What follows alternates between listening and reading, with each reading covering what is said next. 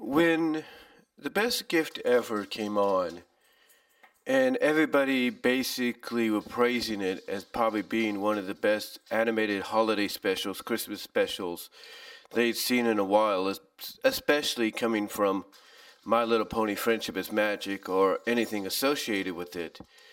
There is one scene that a lot of people were talking about that they truly loved. In fact, when Dr. Wolf did his review of it, along with Josh Scorcher, aka Firebrand, Josh's fiancée Ari, the fiery secretary, and Lightning Bliss, both Ari, Lightning, and Josh both said they got a little teary-eyed, if not misty-eyed, when Spike's song to Rarity came on. And I think even Map, MISANTHROPONY, said that he enjoyed the song as well, even though later on he pretty much stated that there has to be some kind of resolution to the whole Spike Rarity deal sometime down the line. But when one thinks about it, despite how you feel about Spike Rarity, Sparity, Rare Spike, however you call it, this is a pairing, a ship, a romance, if you will, of some kind, a love, that's been going on and building itself for the past 8 seasons. Now, true, some people have stated that as we got on to later seasons, it kind of died off. Well, it didn't die off. It was basically being subdued. In other words, you would see little moments, references, and acknowledgments here and there. But it wasn't as focused on or teased or really just acknowledged like it was in the first 3.5 seasons, or even 4 seasons.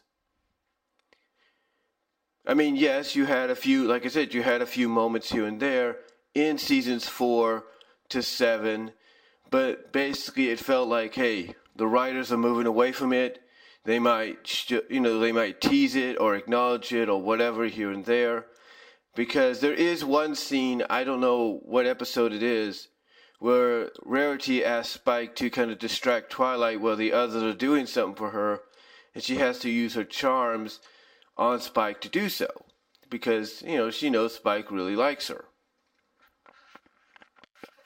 And the only credit some fans could give is Spike tried to resist, but in the end he just couldn't.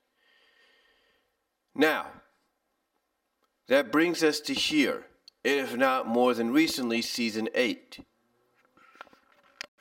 You see, first of all, in Season 8, when we got to the Breakup Breakdown episode, and even Meltdown, and heck, even Season 8's finale, pretty much the Sparity situation, or the Sparity ship, I guess you could say was relaunched to sail, or to set sail.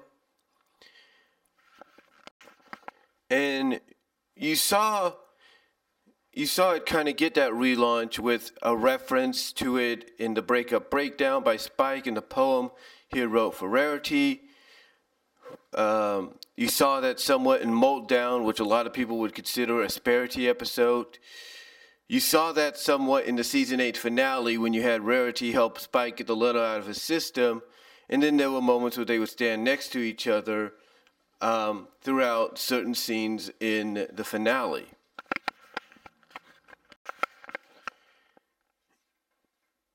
And now you get to Best Gift Ever. And pretty much I think what we got in Season 8 was finally building up to this moment. Now, some will say that, heck, even I've said it, that the Best Gift Ever was kind of like a love letter to the fans. With all the references and acknowledgments and character developing and, growth that certain characters got. It felt like a love letter to the fans. And I think the whole thing with Spike and Rarity, and especially at the end, that was a love letter to the fans that supported the ship. Because you can't tell me that Hasbro and the creative team behind the show don't know or still don't know that fans like Sparity. They like Spike and Rarity. That Spike and Rarity, has been a part of the show since the beginning. And when you look at the more recent theme of season 8, besides one of them being the true test of friendship, one of the main themes was accepting those for who they are and what they are, and not hating on them or dismissing them because they might be of a different species, or in our culture, a different race. It's basically about accepting who they are and what they are.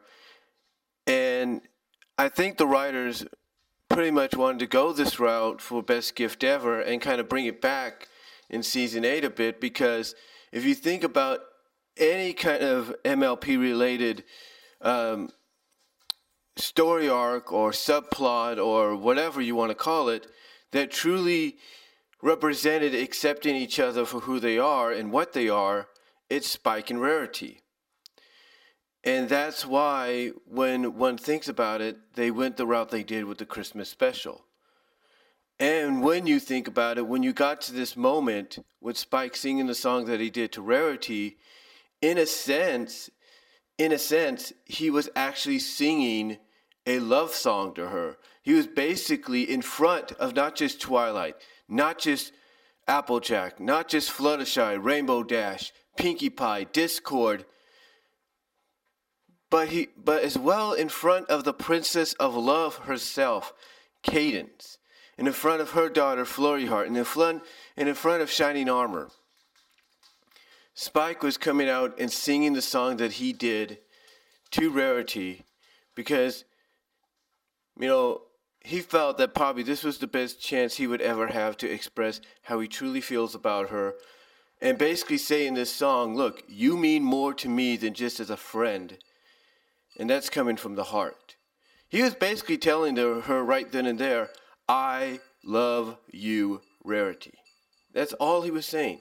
And he was saying it in a sincere way. And again, I know some fans may not like the idea that the creative staff and Hasbro went back to this.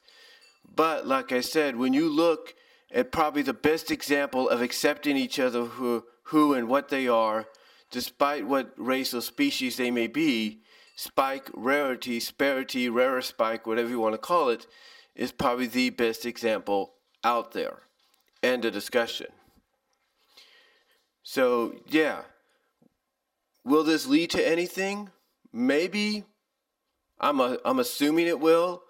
I mean, a lot of people look at Best Gift Ever and acknowledge it as Season 9, Episode 0. So, again, will it lead to anything? I don't know. I mean, the song at the end kind of indicates that this might turn into something in the future, because one of the lines is, how far we've come, or look how far we've come.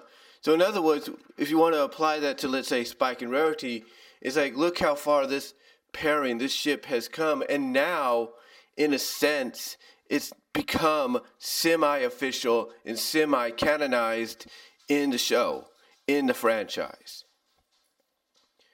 So yeah, when you think about the whole Sparity situation and the Best Gift Ever, that's the reason for it. It's not just, hey, look how far it's come to be, it's gone to become what it is. But also when you think about it overall, the reason it was brought back to the forefront, the reason it was relaunched to set sail and basically become stronger than it ever has,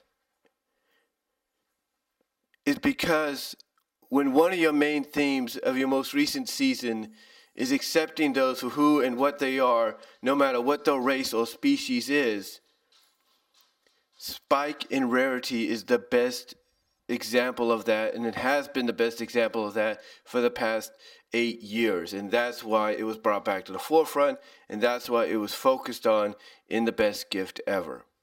So that's really about all I could say on it. So I will say this in closing. I don't know if they'll watch, but MISANTHROPONY, I would like to hear from you. I would like to hear from you, Anthropony, on how you feel about it. I want to hear from you and what your take is on what I had to say about why Sparity was brought back the way it was, especially here in this special. I also want to hear from you, Millennialist. I want to hear from you, and I want your take on it. I want anybody's take, if they have the time, to let me know. In response, of what I had to say, if they agree or they don't agree. So let me know what you guys think about it. But anyway, that's all I have to really say about the situation, guys. Let me know what you think down below. Thank you all for listening, and I'll talk to y'all later.